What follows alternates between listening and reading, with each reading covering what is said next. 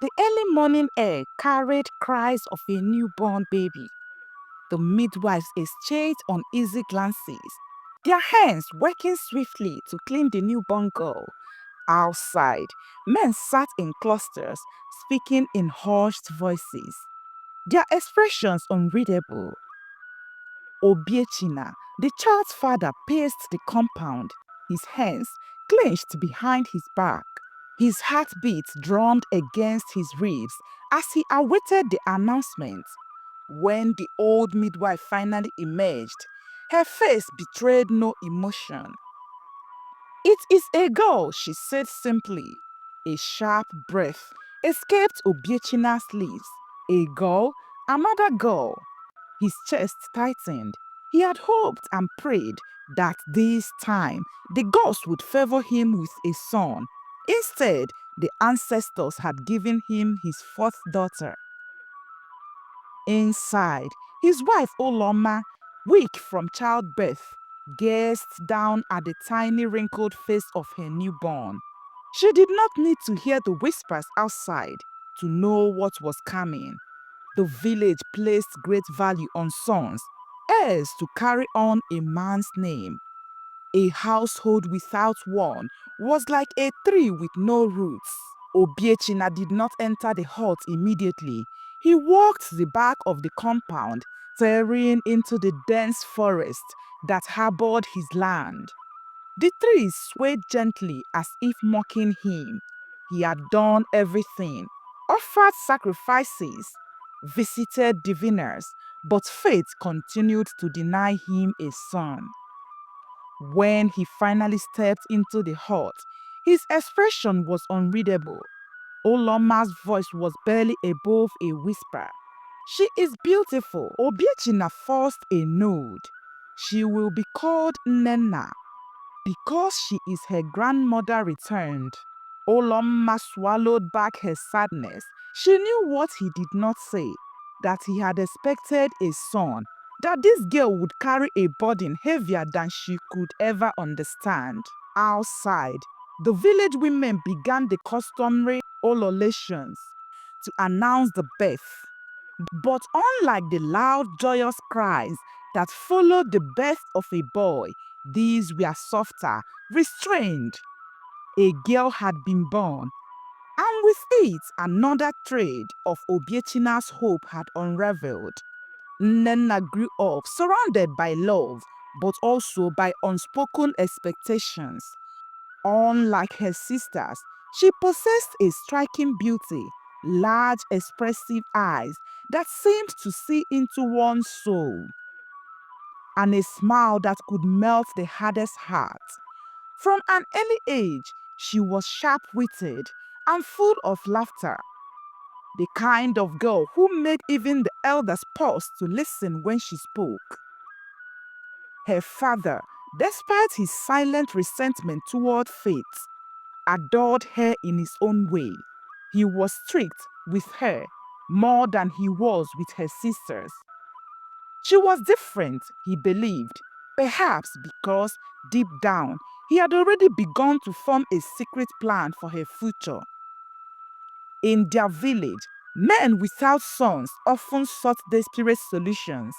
Some gave their daughters to distant relatives, ensuring that any male children born from them would be counted as sons of the father's household. Others went to powerful diviners, seeking supernatural means to secure a male heir through their daughters. Obiechina never spoke of his fears, but Nnenna often noticed his lingering stares when she played under the shade of the great Odala tree. She heard the way men spoke in hushed tones when they passed their compound, always ending their conversations with pitiful sighs. "She is different," the villagers would say. "Perhaps the gods have set her apart." But what no one realized was that Nnenna, despite her father's secret desperation, only wanted to live like any other girl.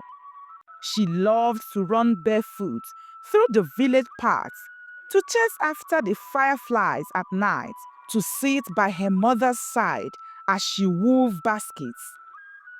She had no idea that the life she dreamed of, a home of her own, a husband, children, was already being silently stolen from her. By the time Nnenna turned 18, whispers of her beauty had traveled beyond their village. Men from neighboring communities came to catch a glimpse of the girl whose eyes held the morning sun. One evening, a young man named Nnenna arrived at their compound. His intentions clear. He was tall, broad-shouldered, and came from a lineage of warriors. His family was wealthy, and his presence alone stirred excitement among the women. As tradition demanded, he did not approach Nnenna directly. Instead, his elders met with her father, presenting their intentions. Oloma was thrilled. Finally, her daughter would be married, and the whispers about Nnenna's unusual singleness would end. But Nnenna, upon hearing the news, felt an unexplainable dread settle in her chest. She had dreamt of this moment, longed for it, but now that it was here, something inside her rebelled. The night before the formal visit, she lay awake, her mind racing. When morning came and she was expected to serve kola nuts to the guests, her hands trembled. Nnenna was kind, respectful, and undeniably handsome. Yet, when he smiled at her, she felt nothing. A strange, suffocating force wrapped itself around her heart. When her father cleared his throat, waiting for her response, Nnenna did something no one expected. She shook her head. No! Silence fell over the gathering. Obiechina's jaw clenched. You mean yes? He said, his voice dangerously calm. But she stood firm. I do not wish to marry him. Ozemena's elders exchanged confused glances. Her mother's face paled. The air was thick with unsaid words, but Nnenna knew what they were all thinking. Why would she reject such a good match? Even she did not know. All she knew was that something beyond her understanding had forced the word no from her lips. And just like that, the first suitor walked away. The days following Nnenna's rejection of Ozemena were filled with silence and cold stares. Her mother barely spoke to her, and her father's once admiring glances were replaced with an aerial stillness. The villagers whispered, some blaming her pride, others saying perhaps the gods had a different plan for her. Despite the unease, life continued. Nnenna poured herself into her daily routines, fetching water, pounding yams, and weaving mats. But she could not ignore the strange feeling that had overtaken her the day she rejected Ozemena. She had wanted marriage, yet something deep inside had frozen at the thought of saying yes. It was not long before another suitor came. His name was Ekene, the son of a wealthy palm wine tapper from a neighboring village. Unlike Ozemena, Ekene was soft-spoken, gentle in his approach. When his family came with gifts, yam tubers, palm oil, and a keg of sweet wine, Nnenna's mother's face lit up. This one is even better, Oloma whispered to her daughter that evening.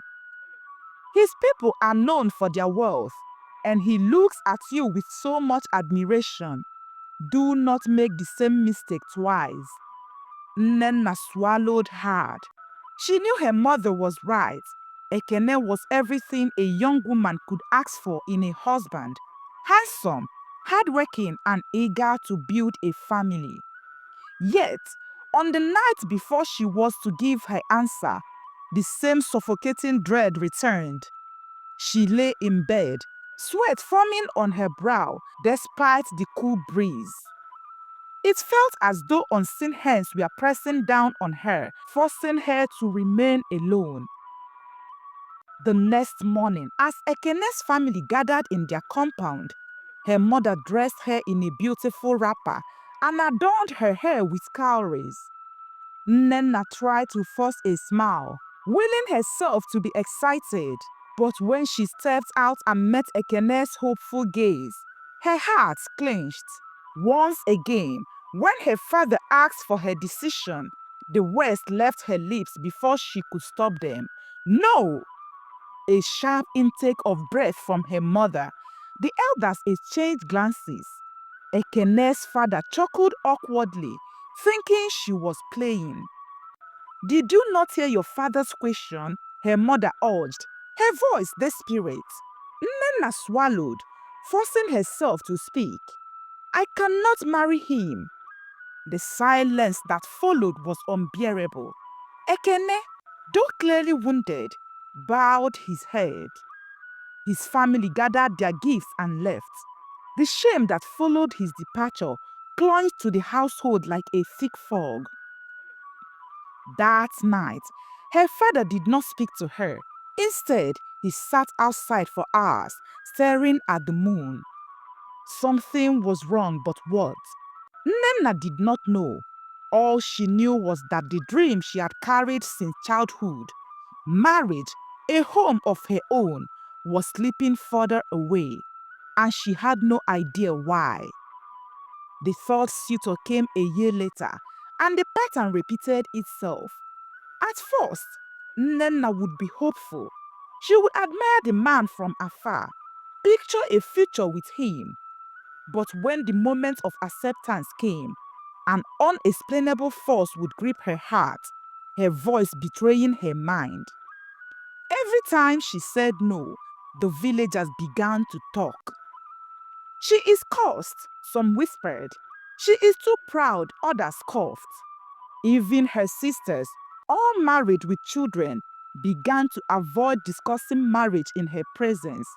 It was as if an invisible hand had written her fate before she was even born.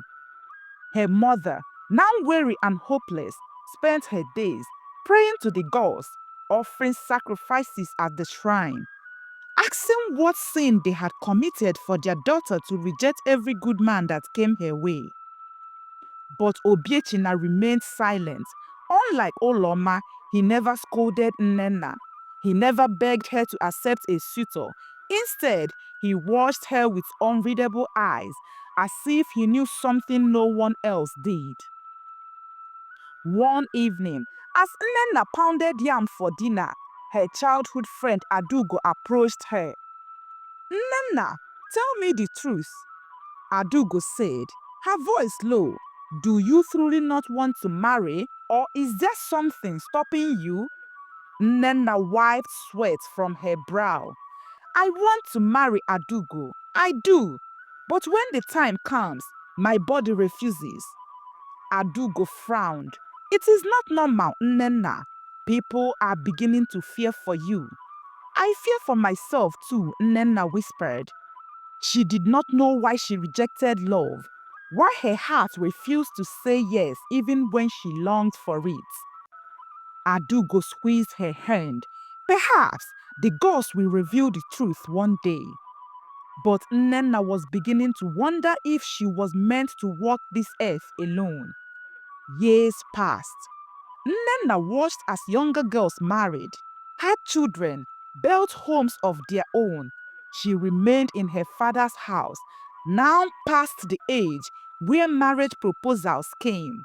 The whispers had turned to silence, and soon people stopped asking. She had become the woman time forgot. But one evening, something strange happened. Her father, now an old man, fell gravely ill. As he lay on his deathbed, delirious with fever, he muttered words that sent a chill through her spine. "I had to keep you," he mumbled, his voice weak. "You were my only hope, my only way." Nnenna leaned closer. "What are you saying, Papa?" Obiechina's eyelids fluttered. "They were taking you from me. I had to stop them. I had to." Her heart pounded. "Stop who? What did you do?" But he never answered. His last breath left his body before he could press further. It wasn't until weeks later that she found out the truth. An old diviner, one of her father's trusted confidants, came to her quietly after the burial. His face was full of sorrow as he spoke. Your father was desperate, Nnenna, he said.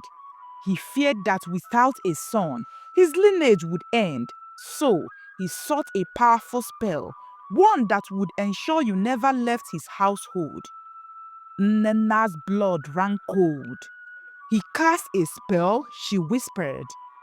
The old man nodded. A binding spell, one that made you reject love even when you longed for it. Suitors would come, but your heart would deny them. He thought in time you would agree to stay and bear him a grandson, but he did not realize that the spell was too strong, too permanent. Nnenna's hands trembled. The truth sank into her bones like a heavy weight. All these years, she had thought she was cursed. She had believed something was wrong with her, but it was her own father, the man who had claimed to love her the most. He had stolen her future, and she never even knew. Tears blurred her vision as she stared at the night sky. The years were gone. She was now 70, no husband, no children of her own. But fate, it seemed, was not done with her yet, because soon a visitor would arrive. A man from her past. And for the first time in decades, the chains on her heart would begin to loosen. The days after discovering her father's secret were filled with an emptiness Nnenna had never known. It wasn't just sadness, it was grief for the life she had never lived, the love she had never known, and the children she had never born. She found herself sitting in the evenings by the old Udala tree in their compound, staring into the horizon, wondering what could have been. What if she had married Ozemena or Ekene? What if she had experienced the joy of motherhood? But regrets could not change the past. One fateful afternoon, as she sat outside weaving a basket, she heard voices at the entrance of their compound, visitors. It had been long since anyone came looking for her, so she ignored them until she heard a name that sent a shiver down her spine. Obinna, the visitor called, addressing one of the young men in the compound. Tell your elders that Chief Ifediora has arrived. Nnenna's heart nearly stopped. She turned her head slowly, as if afraid the name had deceived her ears. But no, there he was, tall, proud, and dressed in an abada of the finest clothes. Though his hair was now grey, his face still bore the same strong features of the man she had once known. Ifediora, her childhood friend. The man who had once asked for her hand in marriage, the one she had turned down so many years ago. Her lips parted, but no words came. Ifediora's sharp gaze scanned the compound before they landed on her. His expression softened. Nnenna? She swallowed, her throat suddenly dry. Ifediora, for a moment, neither of them moved. The past hung between them like an unspoken burden. But what was he doing here? Why now, after all these years? She was about to find out. Inside the hut, the family gathered.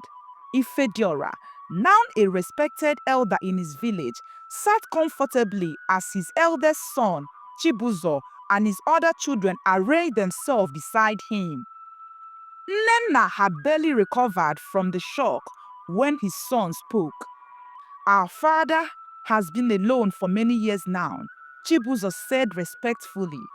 After our mother passed, he focused on raising us. Now that we are all grown, we wish for him to have companionship in his old age. Nnenna felt her heart pounding in her chest. We know he once cared deeply for you, Chibuzo continued. And even though fate separated you, we have come to ask if you would consider becoming his wife now. The room fell in silence. Nnenna felt the weight of every eye on her. Her sisters, her nephews, her nieces, they all held their breath. Ifediora himself said nothing, only watching her, waiting. How was she supposed to respond? She was 70 years old. What kind of marriage could she possibly have now? But as she sat there, memories flooded her mind. The stolen moments of laughter with Ifediora in their youth, the secret glances, the day he had come with his kinsmen to ask for her hand, and how she had turned him away, not knowing she was under her father's spell. Tears burned behind her eyes. If she had said yes all those years ago, her life would have been different. She would have had a family, children of her own. Yet, here he was, despite everything. Fate had brought him back. Her voice trembled. She had spent years in solitude. She had accepted her fate as the woman who was never chosen, never loved. But here before her was a second chance. The only question was, did she have the courage to take it? The days that followed were filled with whispers in the village.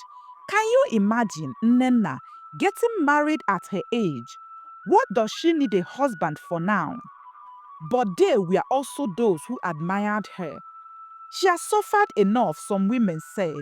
Let her know love, even if it is in old age. For the first time in decades, people came to her compound not to pity her, but to celebrate her. Ifediora's children treated her with warmth, calling her Mama as though she had always been part of their lives. Her sisters, once ashamed of her unmarried status, now rallied around her, preparing for the small ceremony. Yet, in the quiet of the night, doubt crept in. Could she truly start over? Could she find joy at this age after everything she had lost? One evening, as she sat outside watching the moon, Ifediora joined her. He sat beside her, silent for a moment before speaking. I waited for you, Nnenna, he said. For years I waited. Tears welled up in her eyes. I never knew. I thought something was wrong with me. He turned to her. There was never anything wrong with you. Life simply had its own plans. She let out a shaky breath. What if I cannot love you as I should? What if it's too late? Ifediora smiled. Love is not measured by time. Even a single moment of love is worth more than a lifetime of regret. And in that moment, Nnenna knew. She had spent years haunted by a past she could not change, but she had the power to change her future. So when the day finally came and Ifediora stood before her, waiting for her hand, she did not hesitate. This time, when she spoke, her voice was steady. Yes, for the first time in her life, she chose love freely. And the chains that had bound her heart for 70 long years finally shattered. The morning of the ceremony was unlike any other Nnenna had ever known. The village was alive with murmurs, filled with both excitement and disbelief. An elderly bride was not something they saw every day. Women gathered in her compound, singing songs. The air smelled of fresh palm wine and roasted meat as the celebration took shape. Her sisters, who had once pitied her, now stood proudly beside her. Nnenna, you look beautiful, her eldest sister, Ojugo, whispered. Nnenna met her gaze in the mirror. The woman staring back at her was no longer the hopeful young maiden she once was. Time had carved wrinkles into her face, but her eyes held something new: peace. She had spent decades alone, but today she was no longer an outcast. She was a bride. As she stepped outside, the villagers erupted in cheers. Ifediora stood tall in the middle of the compound, waiting for her. His sons and daughters stood behind him, watching with smiles.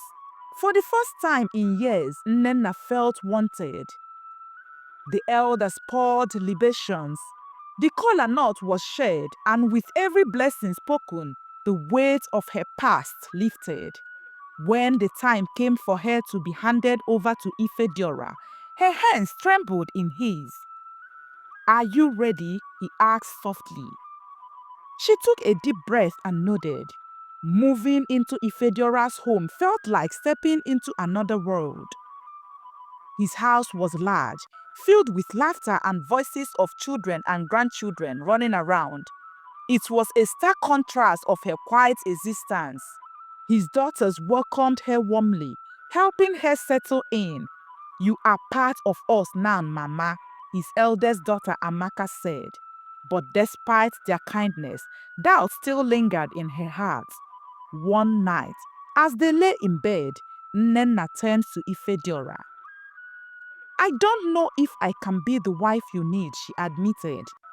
Ifediora chuckled.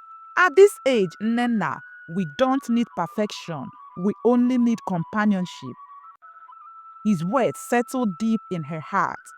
For the first time, marriage wasn't about duty or expectations. It was about having someone to share her remaining years with.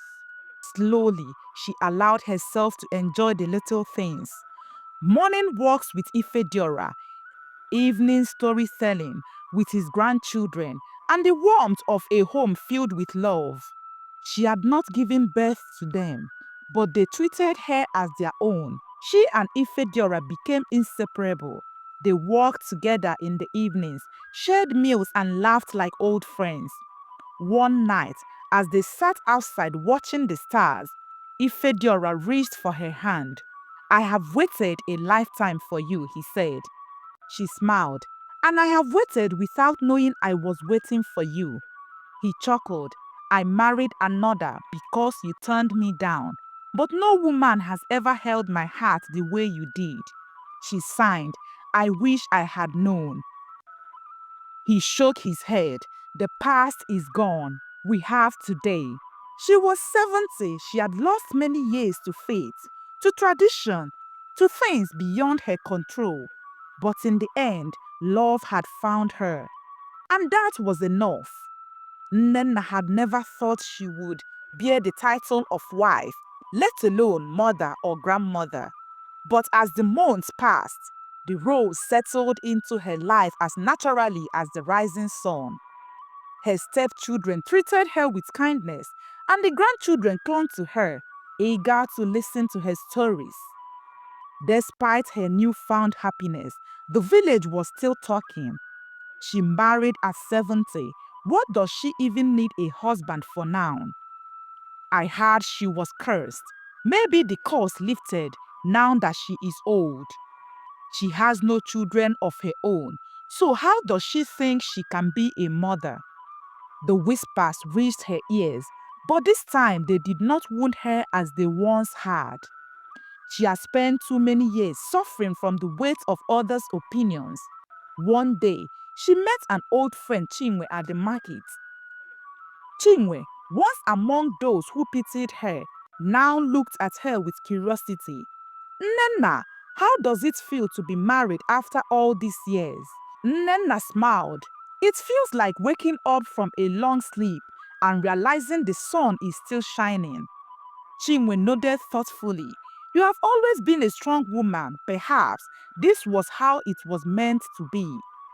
Nnenna walked away, knowing the village would always talk, but for the first time she did not care. She had nothing to prove to anyone. Ifediora's children decided to hold a special feast in honor of their father and his new wife. "We want to celebrate both of them." Amaka said, "You have given our father joy in his old age." Nnenna was touched. On the day of the celebration, the compound was filled with music, laughter, and the aroma of delicious food. Villagers came, some out of curiosity, others out of genuine happiness for them. When it was time to speak, Ifediora stood up and looked at his family. "I have lived a long life," he said. but it was incomplete until now. Nnenna has given me a reason to wake up with joy. She has brought love, laughter, and warmth into my home, and for that I am grateful. Tears filled Nnenna's eyes. Then Ifediora's eldest son Chukwudi spoke. Papa, we thought we were bringing you companion, but Nnenna has been more than that. She has been a mother to us, and for that we honor her today. A round of applause filled the air. Nnenna, the woman who had once been cast aside by fate, was now celebrated, cherished, and loved. As she looked around, she realized something. She had lost time, she had lost youth, but she had gained something far more precious, a family that truly saw her. And at 70, she was finally at peace. Life had given Nnenna a second chance at happiness, but even joy had its trials. One evening, as she sat with Ifediora under the mango tree, a distant relative of his, Mamuju, paid them a visit. "I greet you, my elders," she said, lowering herself onto a stool. Ifediora smiled. "Mamuju, what brings you here?" The woman looked at Nnenna with narrowed eyes. "I came to ask an important question. Nnenna, you have no children of your own. Who will take care of you when Ifediora is gone?" Silence fell over their home. Ifediora frowned. "Mamuju, Nnenna has me. She has my children. She has this family." The old woman scoffed. "You are not a young man, Ifediora. Your children may love her now, but what happens when you are gone? They will return to their real mother's people. What then?" Nnenna had feared this question. She had found love, but was it strong enough to last beyond Ifediora's presence? That night she lay awake thinking. Ifediora noticed. "Do not let their words poison your heart," he said. "Have I not chosen you? Have my children not welcomed you?" Nnenna sighed. "Yes, but will that welcome last forever?" Ifediora took her hands. "Then let us test it." The next morning, Ifediora called his children together. "Mamuju has raised an issue," he said. "She wonders what will become of Nnenna when I am gone." His eldest son, Chukwudi, stepped forward. "Papa, we have discussed this among ourselves before. We want Nnenna to know that this is her home. No one will cast her out." His sister Amaka added, "She is our mother.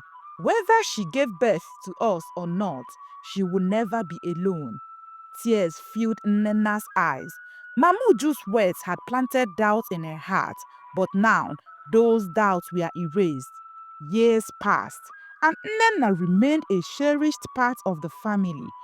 She watched the children grow, saw grandchildren born, and experienced a peace she had never known in her youth. Ifediora, though old, remained by her side, a constant source of love and companionship.